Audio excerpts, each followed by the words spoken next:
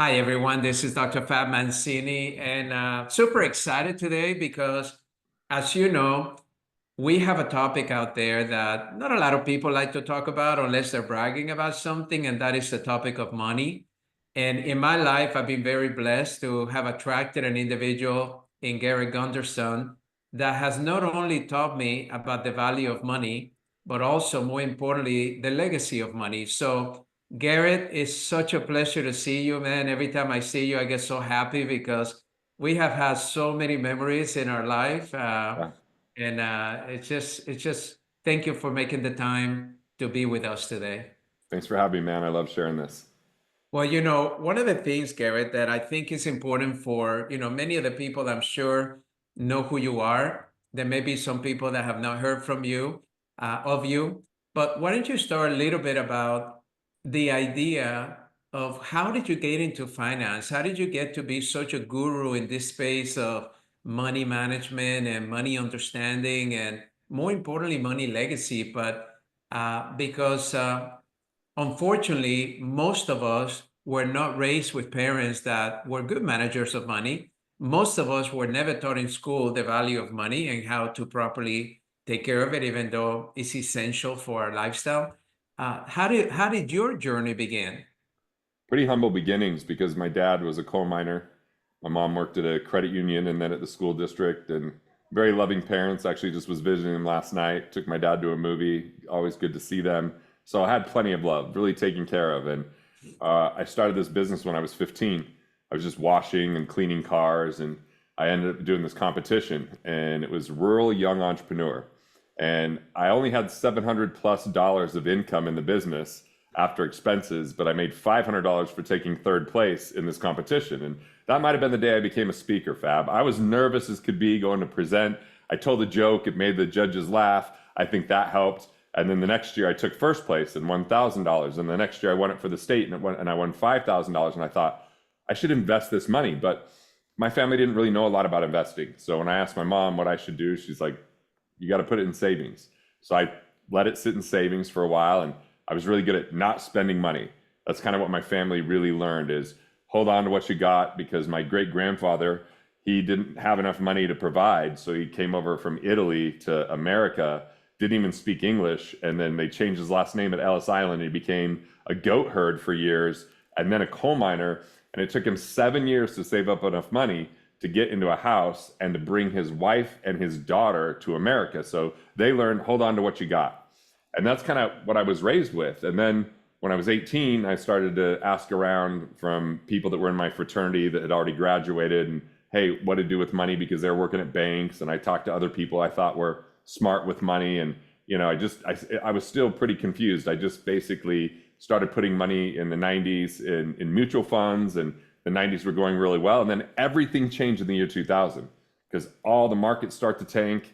And I didn't really like the answers I was given, like, oh, you're not for the long haul, or the market's on sale, or dollar cost average. And I was like, is that really the very best way? And so because I was young, had a little bit of money saved up, I decided I was going to go on a journey of just learning about money. So I was in finance in school, and I learned some there because we had a professor that donated $250,000 for us to invest as our class. And so we each got 50 grand for groups of four and got graded based upon how we did with investing. And then I just flew somewhere once a month, leveraged my young age to go and talk to people that were paying it forward and willing to teach me about things. And I went to this closed door meeting where it was like a family office, and they were working on tax strategy and they were working on asset protection. And I was like, this is phenomenal. Why doesn't everybody have this? And they're like, oh, well, this is pretty low tier. You got to be worth $30 million. So I was like, 30 million. I was like, in my early 20s, I didn't even know anyone that had $30 million. So naively, I was like, you know what I'm going to do? I'm going to build this for the average person. I'm going to build that they get a comprehensive team. Didn't know how hard that was going to be, Fab. It took me like a decade to build that kind of cohesive, comprehensive team. I built a firm. We made it to the Inc. 500, and we weren't really just doing financial transactions. We were helping people improve their cash flow, keep more of the money they make by saving on tax and interest, and saving by non-performing investment fees, or redesigning their insurances. And so I just had a good mind for it, and I was really interested and passionate about it and curious. I knew that I didn't have all the answers.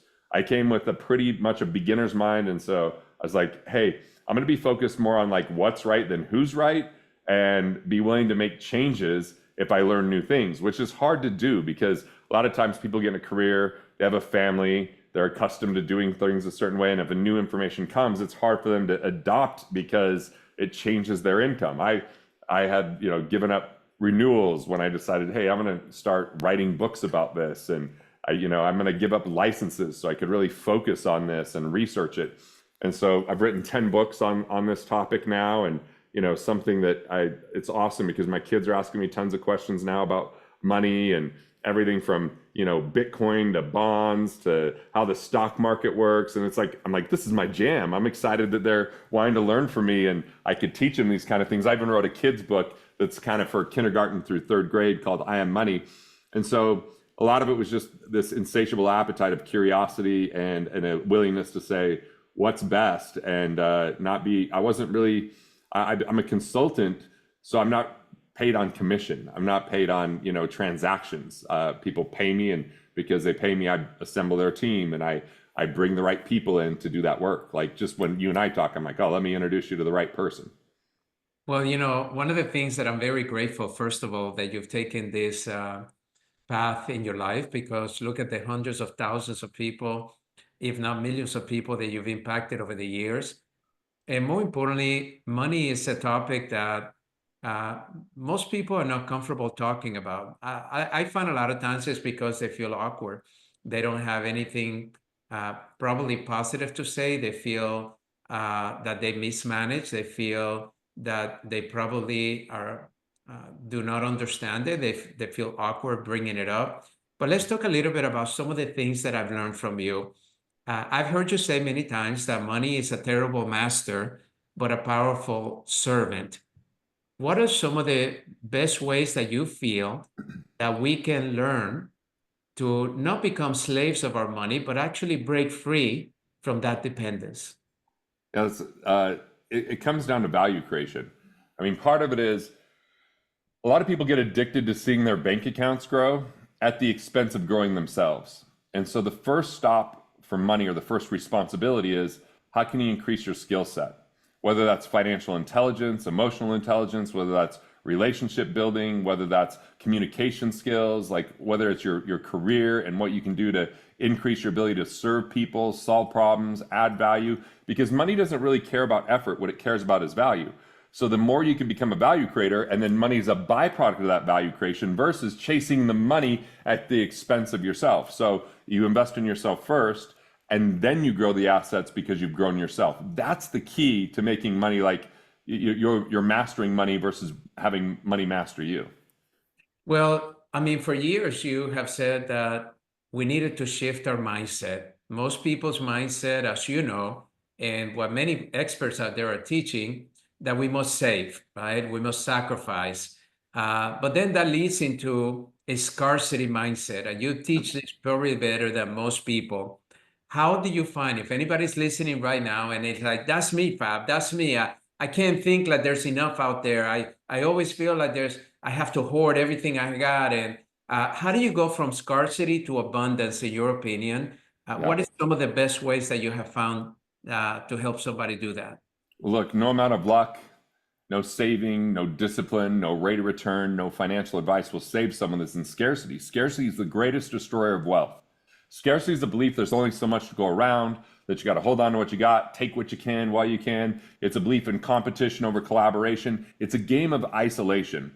So I call it the consumer condition, where people look to take more than they give. And look, it's a very finite, limited game to only think about what you can save instead of what you can give. So instead of only focus on reduction, think about production. How can you, A, go back to serving more people? How do you have more reach? How do you have more impact? How do you more deeply serve those that you currently work with?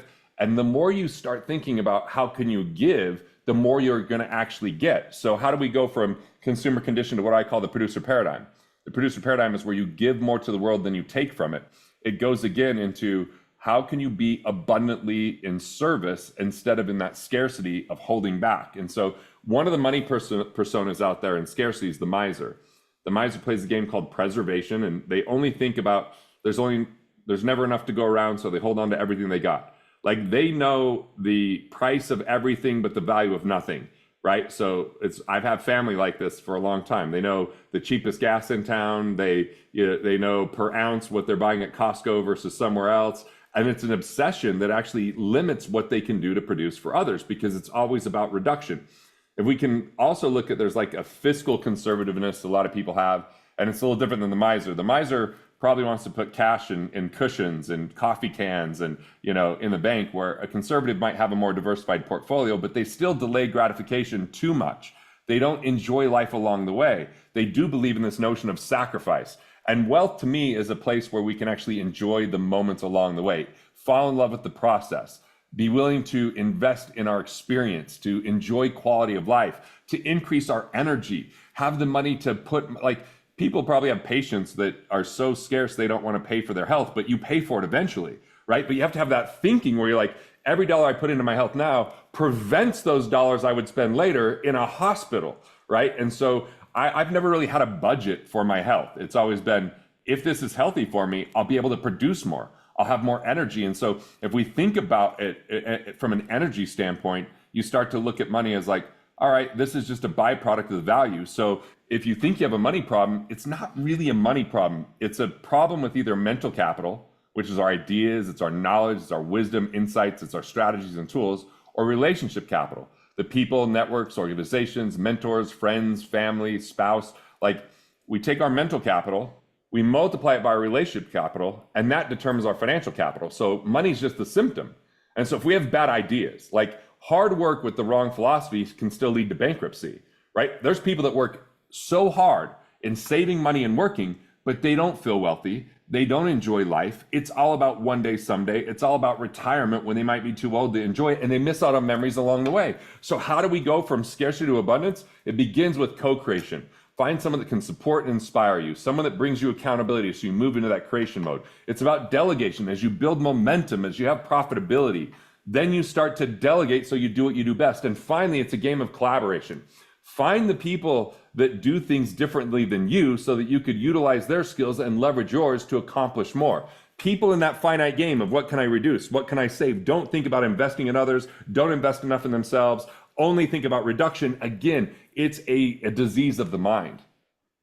Well, you know, you've had an illustrious career, and you have taken and helping many of the highest achievers, people that I know personally, and some of the biggest names out there.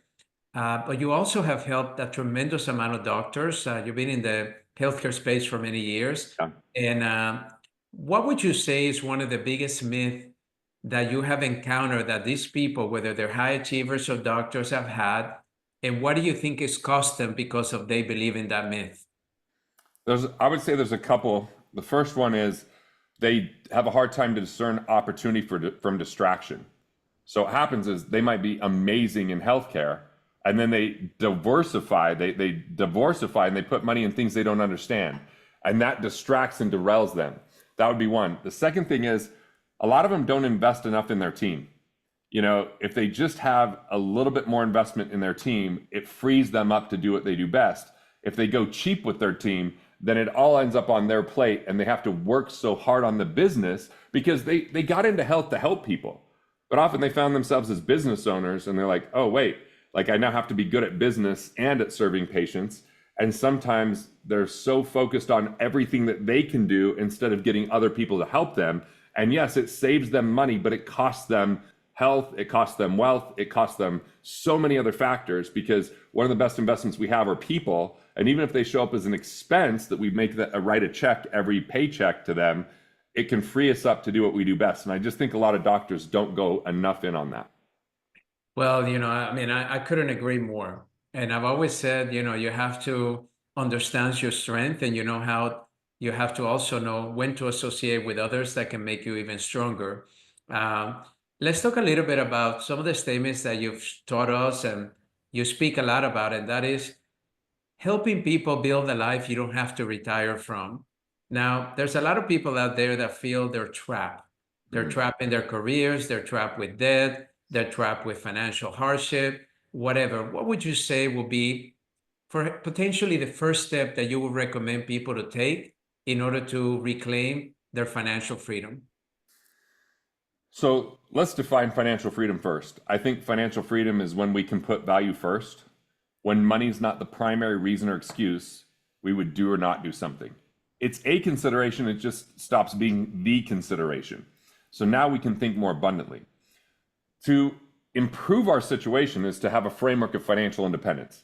Financial independence is when you have enough recurring revenue from assets to cover your expenses. What that does is free you up that now you can swing for the fences with your vision, with your business, with how you help others, knowing that the bills are going to be paid. But most people are stuck in a savings mentality. They're putting money in a retirement plan, waiting until 59 and a half before they could even touch it.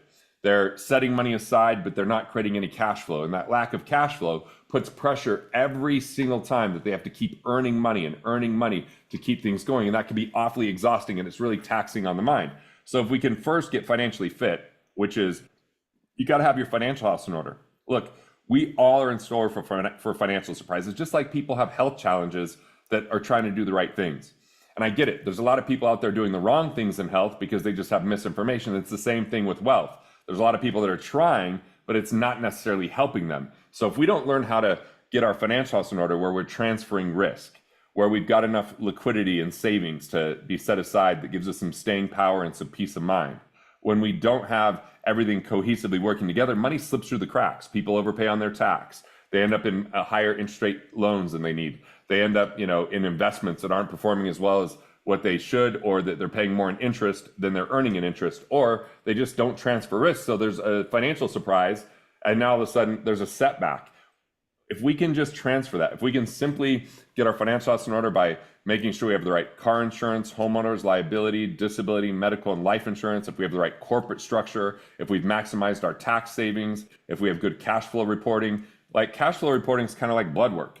Our blood tells us a lot about what's going on with our health. Well, the financial blood of our financial blood is cash flow. And if we're never focused on it, then it's not going to improve. So by simply putting the attention on that and focus on financial independence, look, if you're financially independent where you get choice whether you go to work the next day or not, you have a lot less stress. You have a lot more flexibility. You can take some trips along the way, have some time off, come back refreshed and rejuvenated. You got to focus on yourself as your greatest asset, not just a stock, a bond, or piece of real estate, or even your practice, but it's you. So are you taking care of yourself? If you're not, you're going to get tired. That fatigue is going to impact your health. It's going to, we could go down a lot of the stuff that they could teach better than me about what happens to people's everything from their adrenal to what happens with high stress levels and how that impacts sleep, and how lack of sleep then becomes kind of a chronic issue, the blood pressure. I mean, you can see that trickling effect. So if we handle our finances, it's one less stressor. That's a major stressor for most people. So fit, independent, and free. Those are the three factors. Fit, financial house in order; independent, cash flow from investments that cover your expenses;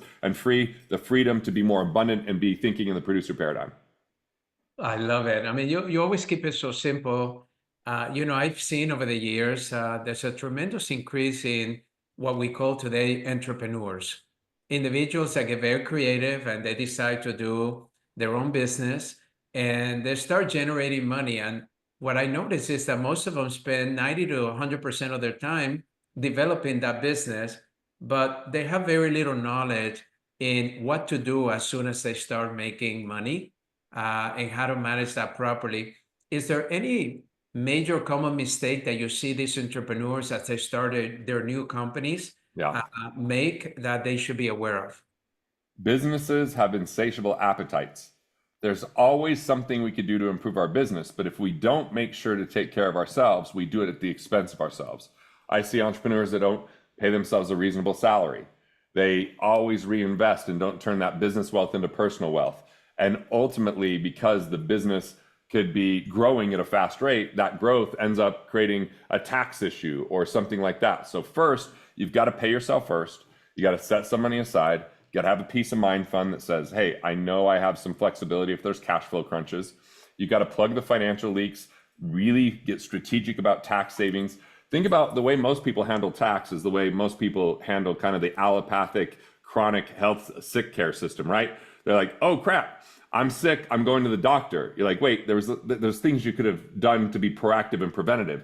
Same with our taxes. You meet with your team once a quarter. You find strategists instead of historians that help you navigate the tax code so you pay less in tax. You keep that money, you put it back into your pocket. Instead of being hit with the surprise. I know a lot of entrepreneurs go, oh man, I'm behind on taxes, or I'm stressed about taxes, or I didn't talk to my tax team. And then they just defer taxes, which is not the same as saving tax. So it's really about building a team. Like when it comes to my health, I have an amazing team. I have people that I can count on. They give me good advice. They tell me like I have a food plan. I have a workout plan. I tomorrow I'll go and get an IV with some glutathione in it. Like I just have a great team. And because of that, I sleep well, my health keeps improving. But without an excellent team, I don't know all those details, Fab. I just wouldn't know how to handle all of it. And I would be reactive to it instead of having it in a schedule. So if you can start to schedule these things, like even if you're looking at your finances once a week or every other week, if you're meeting with your team every quarter instead of once a year or never, what you're going to find is you can make progress. You don't have to be perfect. It's progress over perfection, but have those people that can truly support you. And what you're going to do is save time, save money, and reduce the headache. But it's so interesting because you're speaking my love language from a healthcare perspective. Um, but I see that so many people out there don't feel that this is a priority. And just like I've always talked to people about health becoming a priority, your wealth has to be a priority too, because not only you depend on it, but many of our loved ones depend on it too. Especially now, I see a lot of people taking care of their aging parents. Parents didn't save enough. Now they have nowhere to go. Now you're paying for assisted living, potentially memory care living, or perhaps even bringing them into your house because there's nowhere for them to go. But let's talk a little bit about the difference between wealth and income. I see a lot of people refer to wealth, and I see a lot of people talk about income. How would you define true wealth in someone's life? Well, I think the true wealth is our ability to be present. It's our ability to be fulfilled, and it's a thing that happens in the moment. Some people confuse and think it's the amount of money they have, or what their net worth is, or what their income is. And those are indicators that are helpful, but they're merely like symptoms, not the comprehensive thing. So it's how do you there's people with millions of dollars that feel like paupers. There's people that I knew a guy that was financially independent before he was a millionaire. So he's already in a good spot. So if we look at this, like wealth comes down to, are you enjoying and loving your life? And then you get your financial house to support you instead of prevent you from loving that life. This is the ironic thing, Fab, is most people are hustling to try to create retirement at the expense of their wealth today.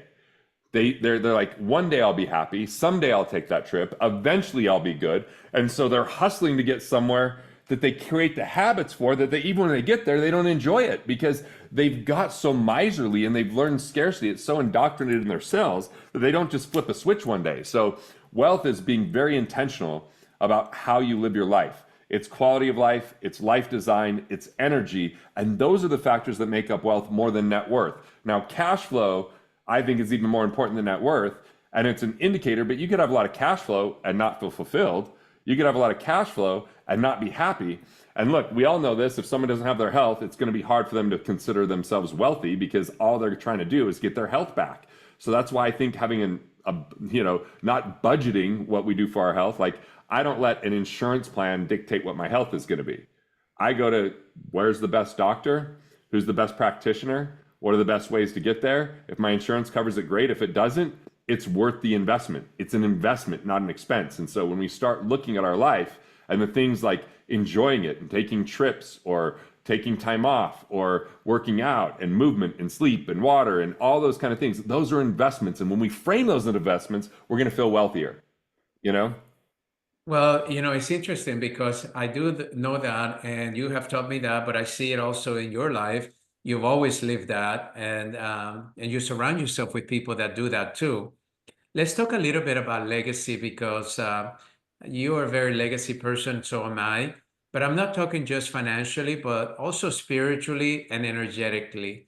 What are some of the perhaps most effective behaviors that we can do to encourage our children to begin to understand this space in a way that we can really contribute to their well-being for futures to come?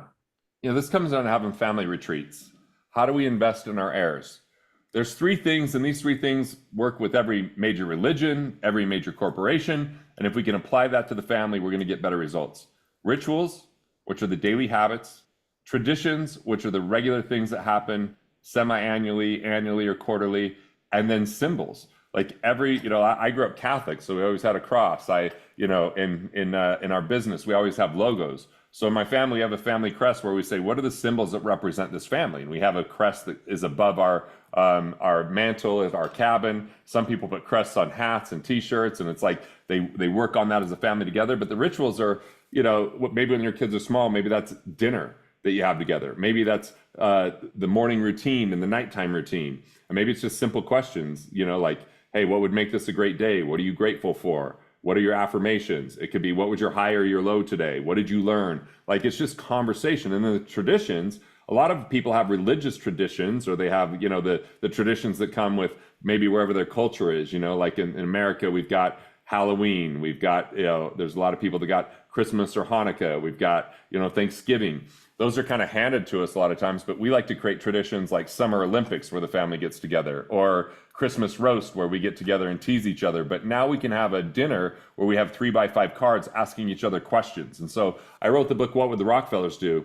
And in that book, there's two things that really emphasize legacy that anyone can do. One's a family constitution, which is your philosophies, principles, and stories that you want to hand down for generations, and then the family retreat structure. And so once people have those two components, it's progress over perfection. Some people have a blended family. Some people have young kids. Some people have old kids. Some people have yet to have kids. You just start these traditions as soon as you can, and it later is better than never. I mean, that's the key. And you just ask yourself, like, what does legacy mean to you? Ask your family, what does it mean to them? Like, what is it you want to be known for? What do you stand for as a family? We have really cool downloads when people get What Would the Rockefellers Do? And I'm happy to give them an audiobook for free for What Would the Rockefellers Do, that they could get these downloads to build out their family constitution, to build out their family retreat structure. And they just have to DM me on Instagram, Garrett B. Gunderson and all. And if they say Fab, I'll know it means they get What Would the Rockefellers Do. I'll just contribute that, no problem. It's interesting because I asked you that question because more and more I see some of the wealthiest people that I know, how they have not been able to connect with their children in that aspect of wealth. I see many relationships where the children don't even speak to the parents, and the money has become an issue in between them. I had a client one time, he has 7 businesses, Garrett, and he wanted to hire me because he said, I have a son and a daughter and my wife, and they can't seem to stand me. And I don't know, I give them everything they want, everything I thought they need, but there's no emotional connection with them, And I think people need to understand that legacy has to be far more than just money. It has to go into those other attributes. You talk about money persona and financial archetypes, but what would you say is one of the best ways to identify what is my dominant money mindset? And how do I use that awareness to actually help me not sabotage my own success? Yeah, we have this money persona quiz so people can find out. There's shadow personas, which come from scarcity. And I mentioned 2 of them, the miser and the conservative. The miser plays the game of preservation, and they end up, addicted to holding on to everything they got. The conservative playing the game called accumulation. They feel like they can never have enough. Then you've got the striver playing the game of status, and they just work harder to make more money, but they inevitably burn out. And then there's the high roller. And the high roller plays a game called opportunity, but they end up bankrupt because taking on too much risk, it leads to short-lived riches. So that's all from scarcity. So how do we move from scarcity to abundance? Well, co-create, like I mentioned before. Delegate so that you start offloading the things that you're not best at so that you have time for the things that are most important. And then collaborate. So if you're doing something that has real impact and is world-class, you bring other people to support you because you might not have the time yourself, you might not have all the ability yourself, and you might not even have all the money yourself. But those things are only limitations when you try to do too much on your own. So instead of being a miser, you can become a mindful manager if you're detail-oriented, efficient, great at improving things. These people are instrumental to organizations that are looking to reduce waste and enhance ideas. So it's about service to others. Or a conservative becomes a planner when they're abundant. A planner is stable, thoughtful, and strategic. And they're great at like monitoring the effectiveness and efficiency of any initiative. But again, that's bringing it to the world and to others, not just to their own budget. The striver becomes a creator, an artist, an inventor, an entrepreneur. They think with value and they lead with innovation and ingenuity. Or the high roller becomes a catalyst, a visionary, a mover and shaker, a connector. They think and play big and show us ways we can win together. So you've got to go to that co-create, delegate. You got to go to that collaborate and really invest in others. Otherwise, you get stuck in yourself and in your own head and in working so hard that you're exhausted in that grind and then no time for family. And I just have this philosophy, like, I want to be loved by the people that I love the most. It's great to be liked on social media. It's great to be liked on stage, but like the people that I see on a regular basis, I want them to be connected to me. And that might mean that I have to create parameters and boundaries, and I either have to delegate more or I have to say, how much is enough? This is a question in Money Unmasked I really explore, and it's something I've explored in my own life because I didn't know what enough was in my 20s. It was always more. That was always the answer. Another business, another property, another investment. And it didn't matter what family function's going on, I'm on the phone. I'm on a trip with my wife, I'm on the phone. Because I took on so much. Yes, it was growing the bank accounts, but it was diminishing my energy in every other area. So I just bought, in 2020, I bought this amazing land with a second cabin. And now I'm going, do I really need a second cabin? Like, we wanted it for spillover because our family's too big for our cabin. But now I'm going, can I manage the land? Can I handle the property? Like, at one time I thought, I want 100-acre woods. I want 100 acres there. And I'm going, well, who's going to take care of that? And I have to hire employees and I have to manage the whole thing. And so now I'm going, what allows for satiating experience? What allows for real, true human connection? And what matters most in the end? And the more I can begin with the end in mind and apply that to what life looks like today and identify what wealth is, like wealth isn't for me just leisure all the time, but it's also not leisure, right? It's also not just working all the time. So it's like, how can I have the depth that I could be present, and how can I have the harmony that I have the intent of what I really want to do and write that story, not let society write the story of more, bigger, better, faster, not let my ego write the story of I want to be world famous and known and all this kind of stuff, and just say, well, what if there isn't an either or? What are my priorities and how can I have my calendar match those priorities? And a lot of wealth is determining a calendar and creating the boundaries so that we don't go beyond what we're actually capable of managing that matters most. Man, I love it because it's so powerful when you frame it like that, because it makes me feel empowered rather than disempowered. So in closing, I'm going to ask you this question. Okay. If you had just 5 minutes to speak to somebody that feels like they're behind financially, which I know there's many people out there, especially in today's economy, they feel overwhelmed, they feel unsure where to start. What would you tell them to do first? The first thing you have to do, and it's easier said than done, is stop comparing yourself to anyone else. I've seen thousands and thousands and thousands of financial statements over my 25 years. And most people think people are better off than they actually are. And so they fantasize this story of someone else, and then they compare themselves and say, if I would have made this mistake, if I would have been more proactive, if I would have been lazy, if I would have not had this partner. And then they think of all these things, and then they judge themselves harshly. So the key is progress over perfection. Done is better than perfect. And you just start a day at a time. Find a way to fall in love with the journey and tackle the things as they come. Like, you've got to carve out some time. It doesn't have to be every day, but it should be every week to make sure that you have time to address your finances. If you don't, more doesn't equal more. You might make more money and then find yourself more in debt because there was no plan. Or you might find yourself, working more hours, but not seeing the benefit because you feel like you're on a treadmill. So I start with pay yourself first. I then go plug your financial leaks, increase your financial intelligence, build your financial team, know what your plan is, and stick to the plan and measure the progress you're making, not where you think you should be. And just know that I haven't met too many people. I've met a lot of really successful people, but I haven't met too many people feel like they're further along than they expected. Most people thought, most people, I mean, the majority, almost all, feel like they should be further along. It's an epidemic. It's a scarcity mindset. it's the machine that's out there in society that's always running of all that notion of, I got to do more to be retired. Retirement's just something we made up. And now it's creating all this pressure and stress on people that they don't even enjoy their life along the way because they feel like they're behind. But the reality is, like, I sold my business in 2021, and now I've kind of in end of 23 decided I like this financial game. I'm getting back in. And so it's moving pretty quickly, but every now and again I find myself being like, man, if I would have just kept that or didn't sell that. But I get to define it on this next chapter exactly how I want to do it.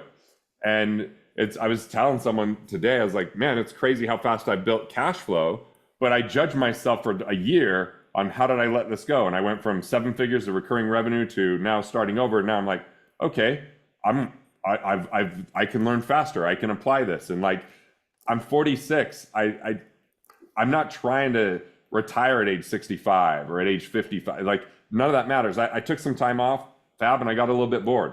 I mean, I decided to do a comedy tour because that was fun, but like, I like this world of being engaged in my work, and I make financial mistakes even though I'm in the financial world. It's part of the process. It's part of how we learn. But your mistakes are lessons. They're only losses if we don't learn from them. So just make sure to learn from them and give yourself a little leeway. Forgive yourself. Like, no, mistakes are part of the process. They're just part of the process. They don't define you. They don't make you less lovable. So the key is you just got to be like, don't make the same mistake again. A lot of people make the same mistakes 15 or 16 times. Learn the lesson early on so it doesn't become more painful. Well, it's interesting because I've often said to people that the greatest disservice that we can do to ourselves is to compare ourselves with anyone else, because there's no one out there like us. And we need to see that uniqueness within us is our greatest strength. But also, you mentioned something that I think is very important to understand, and that is that it doesn't matter what decisions you made in the past.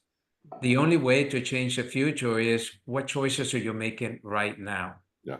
And forgive yourself. I mean, I love that because many people, especially men, we beat ourselves up all the time because we are viewed as the financial stability in our households, even though, as you know, women are killing it in the Fortune 50, Fortune 100 companies as CEOs. Some of the biggest breadwinners out there have become women. So now it's a reverse role. Now they're feeling the pressure and they're having the same symptoms that men have had because they're comparing themselves. Oh, this may not be good enough. I should be in a different level. It's been 30 years I've been in this industry. I should be at this level. So I can't thank you enough for the time that you've given us. I know that this has been extremely valuable for everyone. And for those of you that are listening, I'm going to put information here on Garrett's bio, also his website. If you have any questions, you can contact them directly. My suggestion that I would tell you from a personal individual is that I love this man, not only because of the wealth of information, no point intended, that he has, and the skill set that he's developed over 25 years. I love this man because of his sense of integrity and his sense of purpose to help others out there that have not yet figured out what he's figured out. And he has a very uncanny, like you saw this in this session, he has a very beautiful way of describing it, inspiring you to think differently, but more importantly, inspire you to act differently, because transformation and change will never happen only by thinking it. You actually have to do something different, and he can guide you as to what that could be. So, Garrett, God bless you, man. Thank you again for Thanks, being Fab. with us, and I can't wait to see you personally real soon. Definitely.